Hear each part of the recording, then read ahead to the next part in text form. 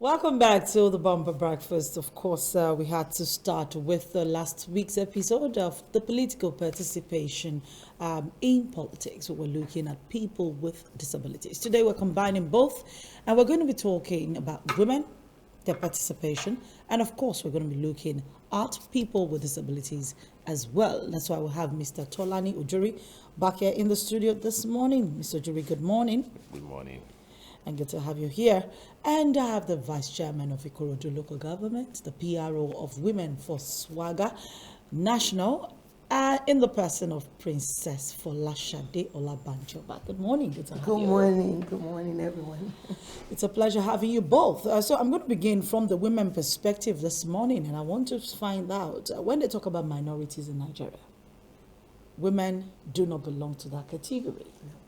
But when they talk about politics in Nigeria, women and people with disabilities are the extreme minorities. I dare say youths even have more representation than women and people with disabilities. Is my assumption correct? Not all the way. Explain that. Well, obviously we're far from being minority, but then the numbers are not encouraging.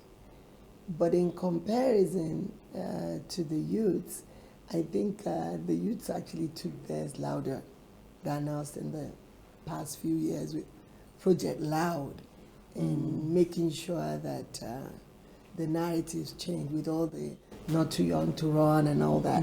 But also the women also, we're like, we're here. Most times we outnumber the men. We participate. But in the actual space where decisions are being made, it doesn't tally. Okay, so Now she agrees with me. yes, that you're honest. That's why I said, to some extent, but then we're not where we used to be. We're not where we need to be either. But we're on our way there. I'm an optimist. Oh, you're being optimistic right here. If I push that back to you, I know that we were having that discussion last week and we started that conversation again today. What is it that has stopped people with disabilities from occupying political positions? Is it lack of voter enthusiasm, or is it that people with disabilities are just not interested in being a part of the system? Well, the World Bank report for 2020 has it that 1 out of every 5 person has got a form of disability or the other. So that means if you have 5 people, 1 of them. If you have 10 people, 2 of them. So like 20% of persons around here in Nigeria has got a form of disability or the other. That's, the blind, the deaf, the physically challenged, the intellectually challenged, and all that. And it's like, number one, most persons with disability, they don't know their rights. They don't know there are provisions in the law. And I'm also aware that a lot of political parties are making space, just the same way they say, some women should not bother paying for some nomination forms. Persons with disability, I think APC or PDP, one of the two of them, made provisions for this as well. It's true. It's there. The education is not there on the part of INEC. However, it's usually said in disability space that nothing for us Without us. So the awareness, we need to push, just like you said, that to change the narrative, we need to push the awareness there that, hey, look, we're talking about inclusion. But nobody will talk about inclusion for you. You have to talk about inclusion for yourself. So because, a sighted person does not really feel the pain of a blind person. They don't really feel, so you are the one that will tell you that, they will tell you that, we've done ramps, so it's accessible. And of course, that is not the only issue. You have a lot of issues affecting persons with disability. So persons with disability need to wake up, educate themselves in the space, know what the government have done so much. There's a law, there's an existing law. We need to push these things. We need not just to be at the door. We need to be inside the room. You need not to be at the door, because you are talking education. women already have the education. They didn't push enough. You said they didn't push enough. It's ongoing. It's ongoing. Oh, the education is even ongoing, because then you find more women wanting to participate in the dancing, in the singing, in the going from house to house, in the distributing, and the funfair that comes with the electioneering process, the political process now, not the electioneering process, rather than supporting a fellow woman who wants to vie for position. You'll find more women backing the men with everything than backing the women. So I would dare ask, what then is the motivation for groups like Women for SWAGWA? If you don't have a seat at the table, you barely have a seat at the table. What's the motivation? To dance and sing? Far from that. Okay. I think it's no longer business as usual. You talk about the phone fair, the dancing and all that. Part of it. But it's serious business, because we're now making more women to understand the importance of, being there, occupying our space. Okay? So it is beyond just the dancing and clapping. It is about true representation to say that, you know what, Nigeria really needs more women, because we are the ones that are born nurturers, will multitask. So many good things come when women are given the opportunity to be at the table. But you see, like they say in politics, it is a numbers game. You cannot give what you don't have. So if more people don't take that bold step and say, hey, I'm ready. Nobody, my leader used to say that power is not served a la carte. Okay? Nobody's going to come to your house and say, please. No. You have to be available. You've got to engage to be able to participate. So you have to engage to be able to participate. Are you engaging? Yeah, to a very large extent. Okay. We're engaging. We are engaging on two fronts. On the government side, the government in power, and on the political side. You can't be in your house and start talking of, the government is not doing this, government is not doing that. That's part of the reasons why I'm sitting here. You can't just keep feasting on your phone, get on social media. No, it gets beyond that. You need to reach out. You need to engage. Sometimes when I engage some government functionaries, they'll tell you, I don't know these things. They can't relate sometimes. If you don't tell them, if you don't really explain to them, they can't sometimes relate, which is fair enough. So you need to know, okay, this is what the problems are. This is what the law says. This is what we are going to do. It's not about holding them, tearing the government apart and trying to run them down. No, but we need to engage them every time, not even from time to time. Persons with disability need to speak up. Okay. And politically, it's not about sometimes like, let's compensate them. It is not, that's not the issue. There has to be inclusion. They need to be part of the decision-making process. And for person with disability, when you have someone talking about it, you support the person, because that person feels the pain the way you feel it, and it's easier for that person to speak on your behalf at that table. So my challenge really is the fact that most times, even though there is somebody at the table that is speaking for you, we do not get these people to stay on course in the process. So they have gotten there, they are on the table, you gave them an agenda before they got there. When they get there, they don't stay on course. Is it the distractions of the office? Is it the demands of the office? Or is it the fact that the rest of the group goes back home to go sleep or rest?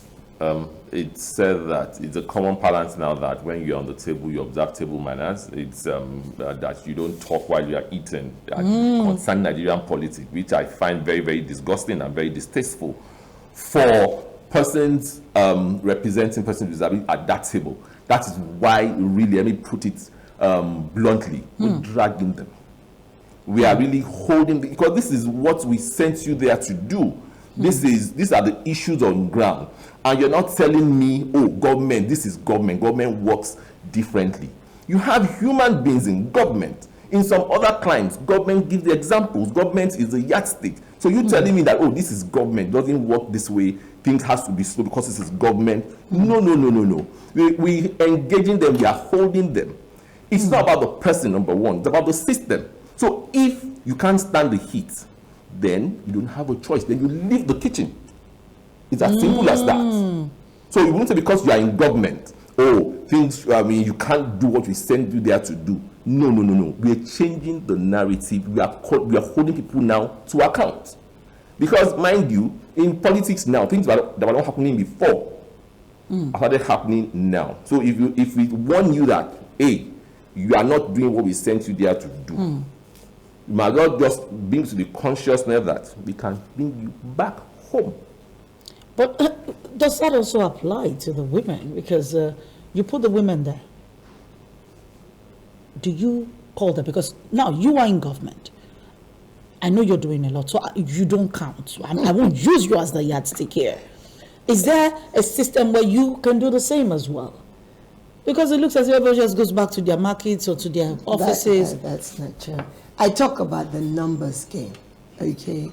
We still had the carryover, let me use that word, of the cultural bias that we had in the past to where in our societies some things were just a no-no. So now we're trying to catch up, okay, and trying to bridge the gap. But still, in the decision making at the table, most times you get the vote. And if the people that are there on the table, you find only one woman, two women, or three, as like 50, the voice, their voice would tend to be louder. Now, though, there are policies in place, even the government, or I can talk for my party, that are truly gender friendly. But the truth. But sometimes some of us do not want to get ourselves involved. Nobody wants to inconvenience themselves. Nobody wants, security reasons. Oh, I don't, life itself is a risk. Okay? To be here this morning, I probably have been up since 4 a.m. I'm here. And sometimes it's no pain, no gain. On two things, are you willing to do all that it takes to truly represent? Because when you say, I want to serve, you're putting your signature, you're signing, okay? And that means it's now public. It's beyond your interest.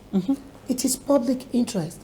And most times, I want to say, most women that are in office, like 90%, truly want to give it their all. But it's like you're cooking the soup. It's not all the ingredients that you have at one time. So that's why we're saying you can't give what you don't have. Please come on board. Let's, right now we're going even to secondary school, not just the tertiary institutions that we see before as just incubators. We're like, you know what? We need to raise a new generation of Nigerians, especially the boys and the girls. Yeah, to be able to tolerate one another, see each other as equals, It's not so much about women's leave to where, oh yes, we just want to rule over the men or whatever. No. Because women are on a rampage. That's what people have been saying. It's much more than that. And most times as women, we don't care if the men even have all the credit. We just want to, it's that love thing. I want to believe that as women, we truly want to lead from the heart. That's what we're wired to do. You know, it now reminds me of one particular woman whose name I would like not to mention, but represented our governor at a meeting a couple of weeks ago, where some people were being pardoned. And then Some people were being pardoned. Okay. And had no face, but was present, but had no face. Now, as the deputy governor of a state, you wield the power of you. Your governor said represent me. It means he gave you the power to represent. And then we now started hearing noise from the governor at the end of the whole meeting to say, I didn't participate in that meeting. How? Your deputy was there. Coincidentally, it was a woman. And so people started asking the question, did they have a deputy before? As in, really? So we tend to find women in positions where they are there, but they are not felt. Yes. They're there, but people cannot really see the shadow. It's as if the only thing they see is the fine gilly and the fine makeup. Well, you're meant, as a deputy or vice, most times, they have the spare tire syndrome. But that is changing, though. Because if you have a principal that believes in the project of the people, we want to take advantage of all the assets that God has given him to be able to give the best and be the best. And so when you have a woman, honestly, as your deputy or your vice, you're on top of the world. I want to believe that. You should be on top of the world. Yeah, you should be on top of the world. Okay, so, but in this terrain sometimes, especially the political terrain, sometimes it's a dog-eat-dog thing. There are so many people that are threatened, whatever, so many. And so most times they try to do that discord stuff so that, when you, some people enjoy from all the, but most vice or deputies, right now we're trained. Yes, loyalty. 100. There's nothing like 99% loyalty. It has to be 100%. But the people first. The people first. So there's no need talking about, you're not, being taken care of, or nobody, no, this, just because. Nobody wants to hear that. Are the people being taken care of? How are you assisting your principal, your chairman, your governor, your president, wherever you are? How are you assisting to make sure that the people truly have the best of representation? Let me quickly take you on the issue of Swagger, Women for Swagger, and I know that you guys are following Asiwaju Bola Ahmed Tinubu, so there's no need asking that question. But you have an event coming up on Monday, yes. And I'm just wondering what that is all about. Well, we've been on that for about 2 years now, trying to convince our principal, our national leader, Dr. Bola Ahmed Tinubu, that we believe is the best that Nigeria can have come 2023 as a president, okay? And so now to the primaries and all that, we have a program on that Monday. We're doing medical outreach and all that to say that this leader is a he for she leader that truly believes in the citizen Nigeria, not regional or whatever, that everything that he does, it's all about bringing the best out of this country. And if you look at Lagos, leading like no other state in Nigeria since 1999, we want to say that Principal Dr. Bola Ahmed Tinubu, you would find his footprints, everything, there. But as women, we're so proud of him to say that in the National House, his wife, okay, for him to have allowed his wife, we were talking about men not having enough trust and all that in allowing women to lead, okay. Right now, he'll be the only one person, really, okay, having his wife as a principal officer in the Nigerian Senate, Okay, so it means that if he can do that, when he becomes the president, we can count on him, we can trust him that he really would have the back of us women. And if you look at the antecedents of most great nations now that have women leading or have more women representation, you know, the rate of great transformation in those communities, you know. So these are challenging times, yes, in Nigeria, and it is no time to play, you know, error and whatever. We want trusted hand, somebody that's got the experience, you know. So for a lot of us, we're saying, please, beyond ethnicity lines, you know, religious line, whatever, let's think Nigeria. Let's think the best for Nigeria.